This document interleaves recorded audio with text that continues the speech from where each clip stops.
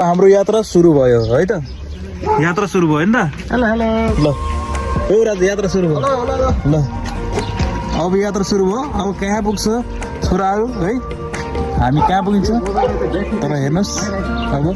तपाईँहरू हेर्दै गर्नुहोस् हामी कहाँ हिँड्दैछौँ है त हस् न हामी चाहिँ आउँदा आउँदै हेर्नुहोस् यस्तो ठाउँमा आइपुग्यौँ कि सोफा छ है देख्न सक्नुहुन्छ यसै पकाएर खाने ठाउँ छ है मस्त आनन्दको ठाउँ छ चिल पारामा अब नेक्स्ट टाइम चाहिँ हामी यहाँ आएर चाहिँ पिकनिक खाने प्लान गरेका छौँ तपाईँहरूलाई कस्तो लाग्छ है हेर्नुहोस् एकदम रमाइलो छ यो ठाउँ एकदम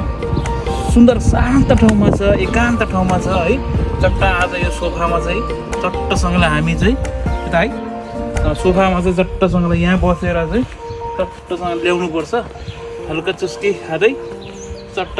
शीतल पनि खानुपर्छ यस्तो ठाउँ छ कि यो ठाउँमा चाहिँ अब फेरि नेक्स्ट टाइम आउँदैछौँ तर हामी चाहिँ प्लानसहित आउँदैछौँ है त